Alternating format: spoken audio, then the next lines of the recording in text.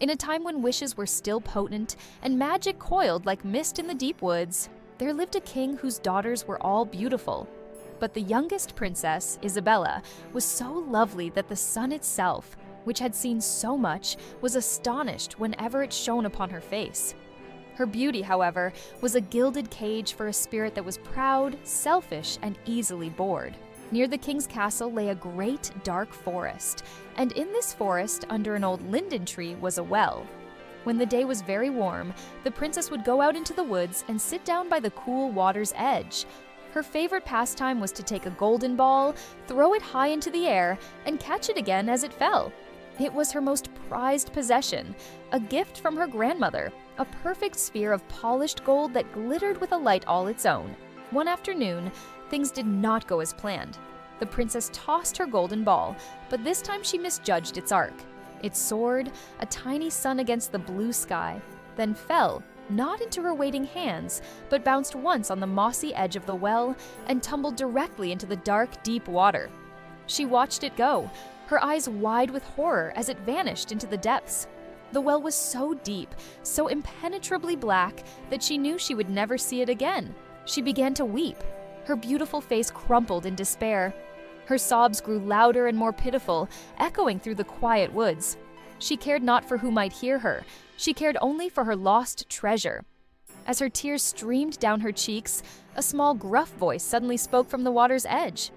"What troubles you, king's daughter? You weep so bitterly that even the stones would be moved to pity?" She looked around, startled, and saw nothing but a frog, stretching its thick, green-skinned head from the water. Its goggle eyes blinked at her slowly.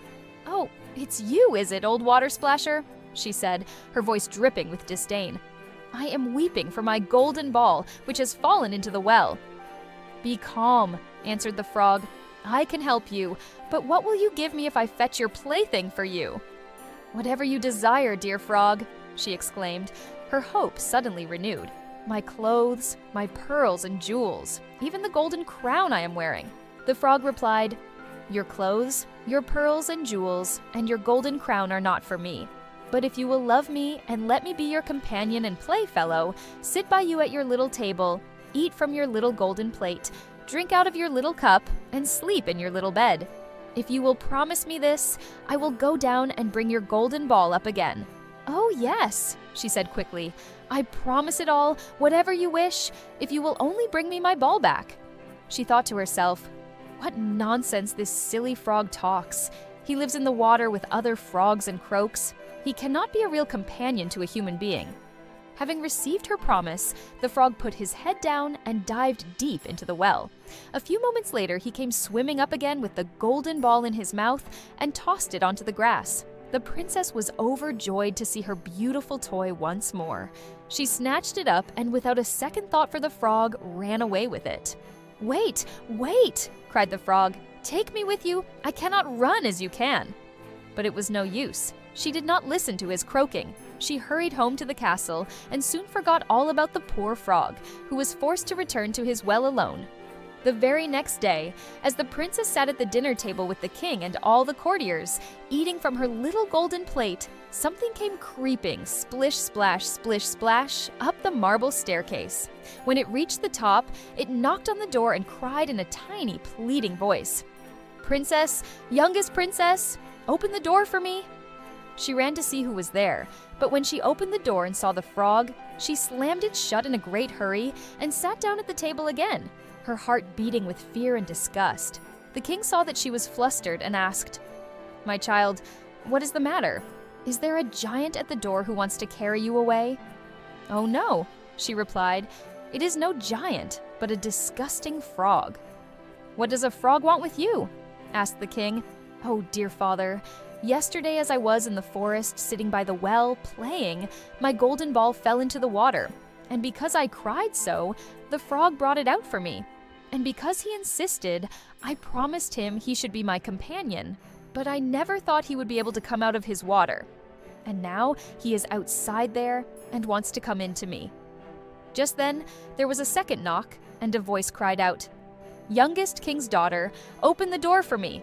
By the well water, what promised you me? Youngest king's daughter, now open the door for me." The The king's face grew stern. "That which you have promised, you must perform. A promise is not a toy to be discarded like a broken doll. Go and let him in." With a heavy heart, the princess went and opened the door. The frog hopped in and followed her on his wet little feet right up to her chair. There he sat and cried, "Lift me up beside you."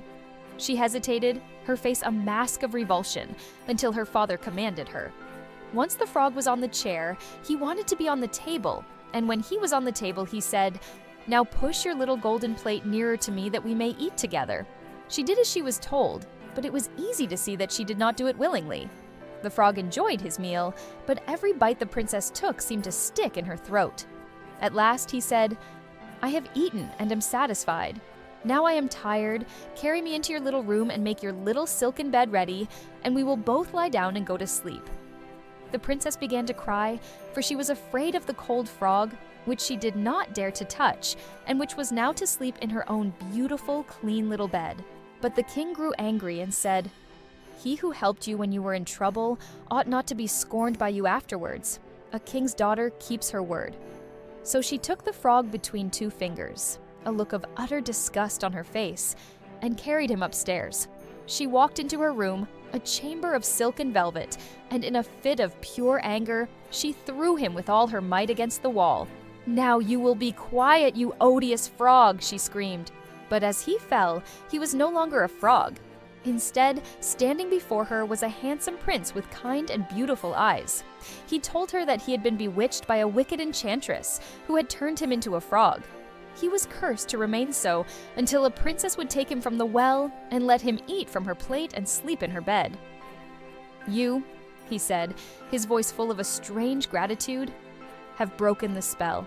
The princess stared, her anger melting away into astonishment, and then a feeling she had never known before: shame. She had been cruel, she had broken her promise, and yet, through her very worst act, she had freed him. In that moment, her own selfish heart began to change. His story, his kindness in the face of her cruelty, opened her eyes. As was the custom, the king gave his consent for them to be married. The next morning, as the sun rose, a magnificent carriage drawn by 8 white horses with white ostrich feathers on their heads and with harnesses of glittering gold rolled up to the castle. Behind it stood the prince's faithful servant Henry, who had been so devastated by his master's curse that he had bound his heart with 3 iron bands to keep it from breaking with grief. They set off for the prince's kingdom. As they traveled, the prince, whose name was Alistair, heard a loud crack from behind the carriage. He turned and cried, "Henry, the carriage is breaking!"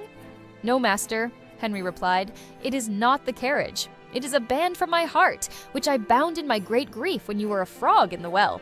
Twice more on their journey, there was a loud crack, and each time Prince Alistair thought the carriage was breaking.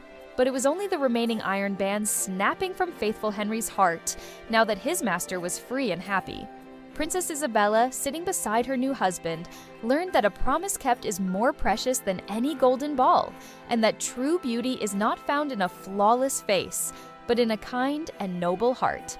And they, of course, lived happily ever after, ruling their kingdom with wisdom and compassion for all.